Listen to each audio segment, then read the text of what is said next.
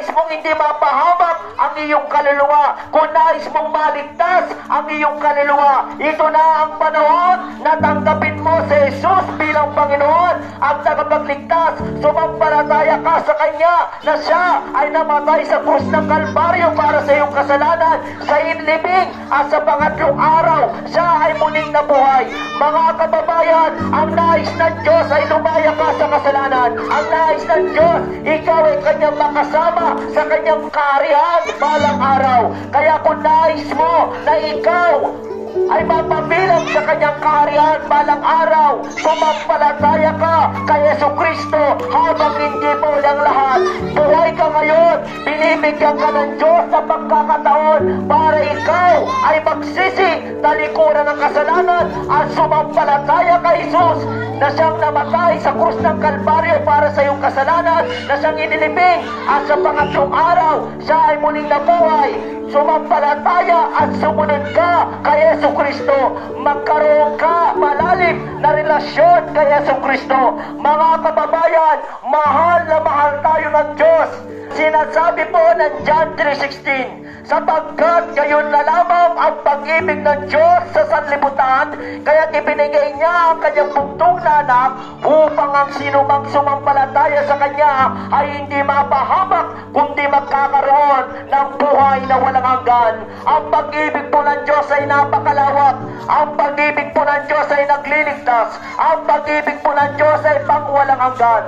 Bakit ganun na lamang katindi ang pag-ibig ng Diyos, bagaman tayo ay lumapastangan sa Kanya? Dahil gusto ng Diyos na tayo hindi po mapahamak at maparusahan. Ang gusto ng Diyos, ikaw ay lumaya sa kasalanan at ikaw ay mapabilang at makasama niya sa Kanyang kaharian. Kaya't isinakripisyo ng Diyos Ama ang Kanyang anak na si Jesus. Bagamat si Jesus ay sinasamba at dinadakila sa kalangitan, siya ay pinadala ng Diyos Ama at siya ay nagkatawang tao. At 2,000 years ago, Jesus Christ, the Son of God, He came to this world and He died on the cross of Calvary because of our sin. Dumating siya para hanapin ang mga makasalanang tulad mo. Dumating siya para hanapin ang mga makasalanang tulad ko at tulad nating lahat. Hinanap niya ang mga makasalanang tulad natin para magbigay ng buhay. Pero bago ang lahat, inako niya muna ang pinakamalalang sakit ng tao na hindi kayang operahan ng doktor,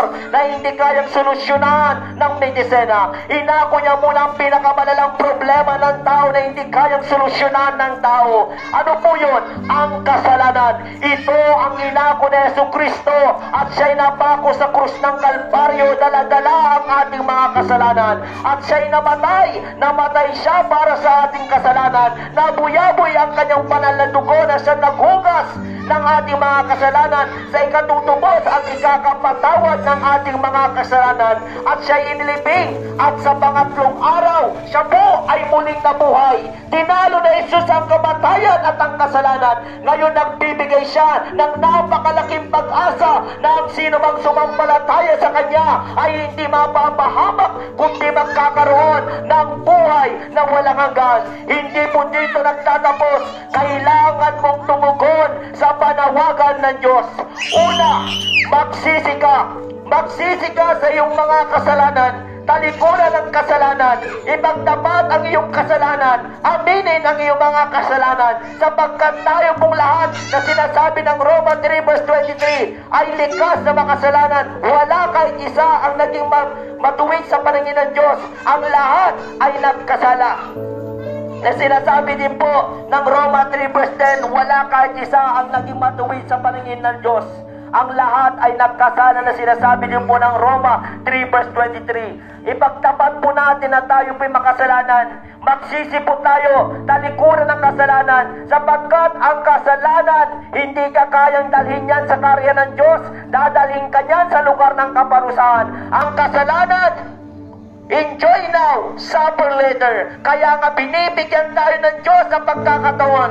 Sabi ng Acts 3 verse 19, magsisi at manumbalik sa Diyos. Ito na at ito na nga ang panahon na tayo po'y magsisi at manumbalik sa Kanya. At pangalawa, sumampalataya ka sa Panginoong Hesus. Sabi ng Acts 16:31, sumampalataya ka sa Panginoong Hesus at maliligtas ka. Sumampalataya ka sa Panginoong Hesus na siya ay namatay sa krus ng Kalbaryo para sa ating kasalanan.